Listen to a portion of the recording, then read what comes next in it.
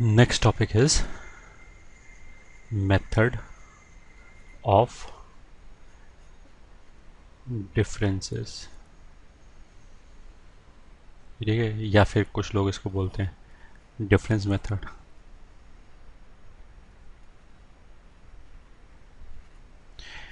और कुछ लोग इसको वीएन मेथड भी बोलते हैं. सब घुमा हुआ के एक ही बात है.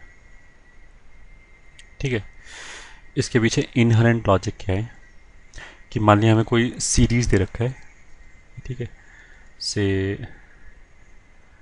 एस एन कुछ भी ऐसे दे रखा है, T1 plus T2 plus T3 plus N तक. ठीक है, इसका हमने आर एस टर्म लिया T R. if I am able to break TR into two terms, ये ठीक है, जो इस फॉर्म का हो जाए TR माइनस TR-1. मतलब जो TR है उसको हम दो पार्ट में ब्रेक कर पाएँ, बीच में माइनस ही आना चाहिए, प्लस नहीं आना चाहिए, पहला चीज़. दूसरा, ये टर्म और ये टर्म एक जैसा ही होना चाहिए, मतलब सिमिलर टर्म होना चाहिए. या फिर हम ऐसे बोले कि पहले वाले टर्म में आर की जगह अगर हम R-1 रखें तो दूसरा टर्म मिल जाना चाहिए. इस हिसाब से ब्रेक करना है. मतलब ब्रेक करने के तो कैसे ही ब्रेक कर दे, बट कौन सा ब्रेक करना काम करेगा कि अगर पहले वाला टर्म TR है तो दूसरा वाला टर्म TR-1 हो या TR+1 हो तो भी चलेगा, TR-2 हो तो भी चलेगा.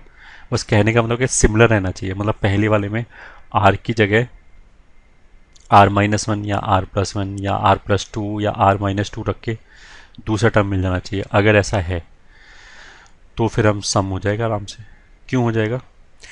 क्योंकि तुम इसको देखोगे, अगर मान लिया ये ऐसे लिखा गया, मान लिया, ठीक है, तो ये तो आर की हर वैल्यू के लिए सही है. तो मान लिया हमने आर का वैल्यू 1 रखा, तो T1 कितना हो जाएगा, कैपिटल T1 माइनस T0.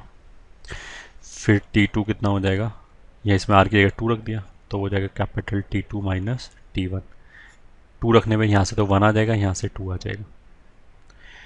ठीक है, 3 रखने पे आ जाएगा कैपिटल T3 माइनस T2, ऐसे आता जाएगा. फिर लास्ट में n रखने पे क्या होगा, Tn कितना आ जाएगा, Tn माइनस Tn-1, ये आ गया. तो अब अगर इनको जोड़ दिया, ठीक है, तो क्या होगा कि ये और ये कैंसिल हो रहा है, ऐसे ये और ये कैंसिल हो रहा है, T3 अगले वाले से कैंसिल हो जाएगा, ऐसे कैंसिल होता चला जाएगा. Tn-1 अपने पिछले वाले से कैंसिल हो जाएगा. तो राइट हैंड साइड पे एक तो ये बचेगा और एक ये बचेगा. T0 का मतलब ये नहीं कि वो जीरो है, वो कुछ भी हो सकता है, जीरो भी हो सकता है, बट लिखेंगे उसको ऐसा नहीं कि उसको जीरो समझ के छोड़ दिया. तो एक तो राइट हैंड साइड पे Tn बचा और एक जीरो बचा. लेफ्ट हैंड साइड पे जो small T1 small T2 small T3 उनका सम को Sn बोल रखा है, तो लेफ्ट हैंड साइड पे हमारा रिक्वायर्ड सम Sn आ गया.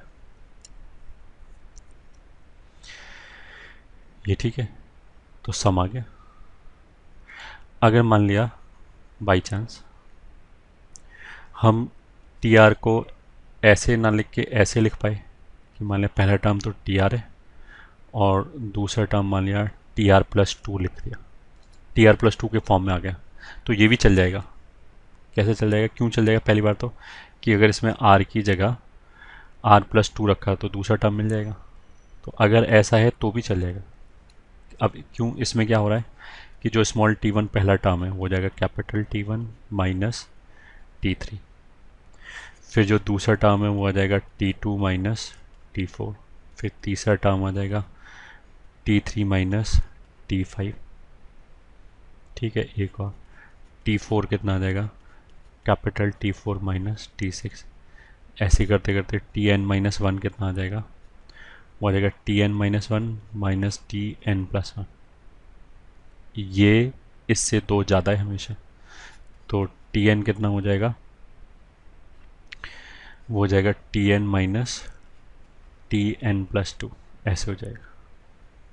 ठीक है, अगर ऐसे लिखा गया, अगर मान लें पहले वाला तरीके से पॉसिबल नहीं है, ऐसे लिखा गया, तो भी हमने क्या बोला, तो भी सम निकल आएगा आराम से. अब इस बार क्या हुआ, जैसे पहले वाले केस में तो क्या था कि जो ये T1 है वो एक छोड़ के यहाँ से कैंसिल हो रहा था, फिर जो T2 है वो इससे कैंसिल हो रहा था। ठीक है, इसमें क्या है कि इसमें तो अगले वाले से ही कैंसिल हो रहे थे टर्म, इसमें एक टर्म छोड़ के उससे अगले वाले से कैंसिल होंगे। जैसे इस वाले केस में ये जो T3 है वो इस बार इससे कैंसिल हो रहा है, दो छोड़ के। ठीक है, फिर ऐसे ये जो T4 है वो इससे कैंसिल हो रहा है। या फिर हम ऐसे बोल सकते हैं कि जैसे T3 का जो पहला टर्म है वो अपने दो ऊपर वाले के दूसरे टर्म से कैंसिल हो रहा है, तो T3 से ऊपर T2, उससे ऊपर T1, तो T1 का जो दूसरा टर्म है उससे कैंसिल हो रहा है। तो ऐसे करते करते Tn किससे कैंसिल हो जाएगा, वो अपने ऊपर वाले दो से, मतलब यहाँ से कैंसिल हो जाएगा। Tn-1 वो भी कैंसिल हो जाएगा। ठीक है, ये कैंसिल होगा नहीं क्योंकि इसको कैंसिल करने के लिए तो यहाँ पे एक टर्म चाहिए था, तो वो तो है नहीं, तो ये और ये बच गया। ठीक है, ऐसे ही ये और ये बच गया। तो इस बार अगर हमने सम किया तो इस वाले केस में Sn कितना आ जाएगा। ठीक है, T1 plus T2 minus Tn+1 minus Tn+2, ये आ जाएगी। ठीक है, तो उसका मतलब है कि बस दो टर्म के डिफरेंस के फॉर्म में आ जाना चाहिए, और अगर हमने एक को Tr बोला तो दूसरा भी Tr प्लस माइनस समथिंग हो जाना चाहिए। अगर वो ऐसा हो गया तो ये डिफरेंस मेथड काम करेगा। ठीक है, अब